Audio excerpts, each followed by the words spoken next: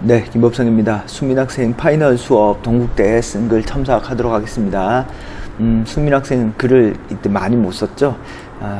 이제 글쓰기 연습이 조금 부족한 것 같긴 한데요. 일단 남은 기간 어떤 식으로든 최선을 다해서 준비를 하시고요. 최선을 다하면 어떤 식으로든 도움이 됩니다. 일단 동국대는 수업 시간에 말씀드린 것처럼 동국대는 크게 두 가지를 잘 챙기면 됩니다. 첫째가 동국대는 주어진 질문에 분명하게 답하기. 그래서 답을 선명하게 하는 게 아주 중요합니다. 그 다음에 구체적인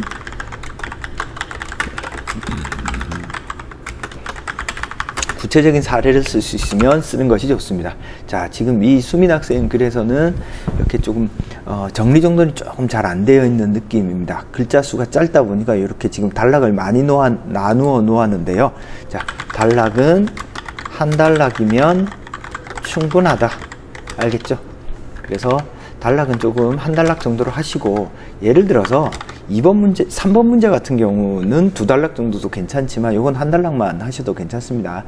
자, 300자, 350자면 보통 300자, 350자가 딱 한 단락 사이즈예요. 그래서 제시문은 많고 글자 분량은 짧기 때문에 핵심만 간단명료하게 전달하는 방식으로 쓴다라는 생각을 가지는 게 좋겠습니다. 한번 읽어보죠. 첨삭을 제가 간략히 한번 했었죠, 그죠?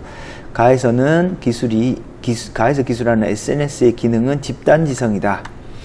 집단지성은 개인의 특성이나 의견 등이 통합된 것을 의미한다. 집단지성을 통해 권력 등의 독점에 제재를 가할 수 있다. 자, 앞부분은 괜찮게 썼습니다. 그죠? 가나에서 말하는 소셜 네트워크의 기능을 바탕으로 해서 어떤 집단지성의 기능.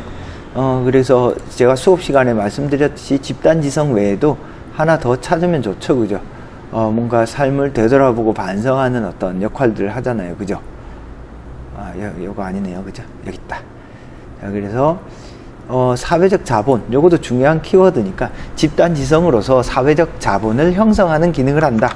이런 식으로 조금 썼으면 더 좋았을 것 같습니다. 집단지성은 잘 찾았지만 사회적 자본도 언급하는 게 좋습니다. 알겠죠?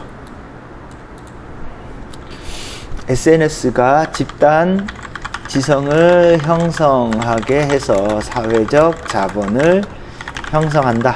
이런 식으로 조금 정리하는 것도 나쁜 방식은 아닙니다.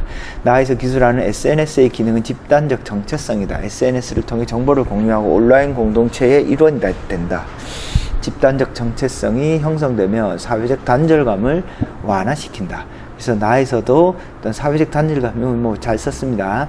그래서 가나를 이렇게 한 덩어리로 쓰세요. 알겠죠? 그래서 글을 이렇게 뚝뚝뚝 나눠 놓으면 쭉 연결되는 느낌이 안 납니다. 그죠? 자, 그래서 나에서도 한번 보시면 나는 어떤 SNS를 통해서 어때요? 사람들이 뭔가 고립되고 독립되는 것이 아니라 뭔가 정보를 공유하고 체험을 공유함으로써 어때요? 사회적 단절감을 완화시킬 수 있죠. 그리고 뭔가 공유와 연결을 통해서 이런 말을 조금 더 직접적으로 해주시면 더 좋겠습니다. 알겠죠? 무슨 말인지? 일단 가나는 크게 무리가 없고요. 다를 보겠습니다. 자, 다에서 말하는 극단적 개인주의나 집단주의를 어떻게 극복해요? 어떤 사회적 자본을 형성해서 사회적 단절감을 어떤 공유를 통해서, 그죠? 다에 나타난 개인주의와 집단주의를 극복하기 위한 방안으로 SNS의 집단지성과 집단적 전체성이 필요하다.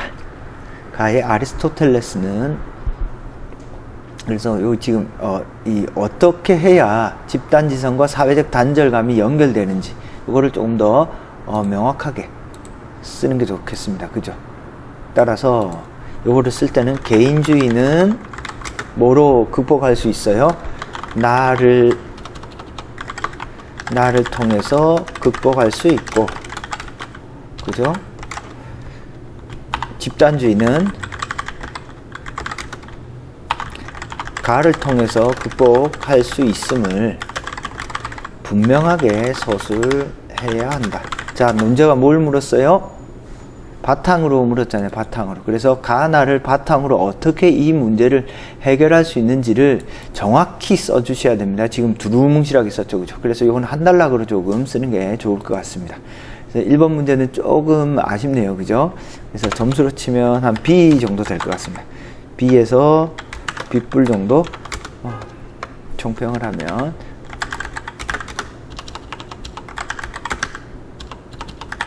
B에서 B+ 정도 될 것 같습니다. 시험장 가서는 자신감 있게 좀 쓰세요. 자, 그 다음에 2번 보겠습니다. 가히 아리스토텔레스는 일과 여가를 각각 수단과 목적으로 보았다. 교육을 통해 삶의 목적인 행복이 실현된다고 주장했다. 나의 대학 교육은 전문교육적 성격과 교양교육적 성격을 가진다. 전문교육적 입장에서 대학 교육은 수단적 교육이다. 교양교육적 입장에서 대학 교육은 목적적 교육이다. 그래서 아리스토텔레스에게 있어서 여가라고 하는 것은 어떤 특징을 가져요? 교양적 특징을 가지고요. 그죠? 일은 어때요? 전문교육, 어떤 효율성을 추구하죠. 그래서 지금 글을 다 완성을 하지는 못했는데요. 일단 지금 독해상 틀린 건 아닙니다. 다만 글을 쓰는 과정에서 이번 문제가 요구하는 게 일과 여가의 관점이 나에 나타난 대학 교육 목적과 방향의 관점의 차이를 설명하라고 그랬으니까 좀 꼼꼼하게 쓰셔야 됩니다. 그죠? 꼼꼼하게 쓰는 부분이 조금 빠져 있습니다. 이거는 여기 옮겨서 한번 설명을 해볼까요? 2번이니까. 그죠? 좀 줄이고. 그래서 2번 쓰는데 가나만 조금 쓰고 뒷부분 지금 완성을 못했네요. 그죠? 지금 끝까지 완성하자. 자, 지금 논술이라는 걸 처음 시작하고 이제 어렵게 생각한다고 해서 낯설어 할 필요 없습니다. 자신감 가지고 끝까지 쓰시면 됩니다. 알겠죠? 그래서 시험 얼마 안 남았으니까 자신감 가지고 하여튼 끝까지 완성을 한다라는 생각을 가지고 쓰면 될 것 같습니다. 자, 남은 기간 준비.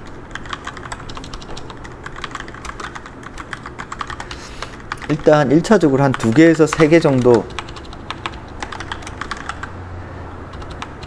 2개에서 3개 정도의 문제를 끝까지 완성해 보자. 알겠죠?